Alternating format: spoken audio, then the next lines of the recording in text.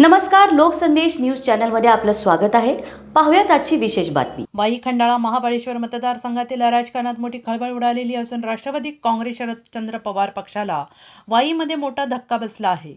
पक्षातील महत्त्वाचे नेते डॉक्टर नितीन सावंत यांनी राष्ट्रवादी शरद पवार गटाची साथ सोडत भारतीय जनता पक्षात जाहीर प्रवेश केला आहे. जिल्हा परिषद आणि पंचायत समिती निवडणुकांच्या तोंडावर झालेल्या या प्रवेशामुळे स्थानिक राजकीय समीकरणे बदलण्याची शक्यता वर्तवली जाते आहे.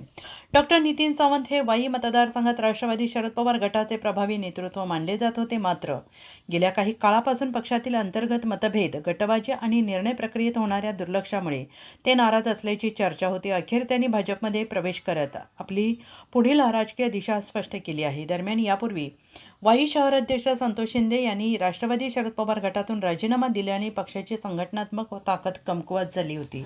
त्यातच डॉक्टर सावंत यांच्या प्रवेशामुळे राष्ट्रवादी शरद पवार गटाला मोठा धक्का बसल्याचं चित्र आहे. दुसरीकडे भाजपला या प्रवेशामुळे वाई मतदारसंघात अनुभवी नेतृत्व मिळालेले असून आगामी निवडणुकांच्या पार्श्वभूमीवर भाजप अधिक आक्रमक रणनीती आखत असल्याचे संकेत मिळत आहेत. सातारा वाई प्रतिनिधी प्रवीण नवघरे यांचा रिपोर्ट.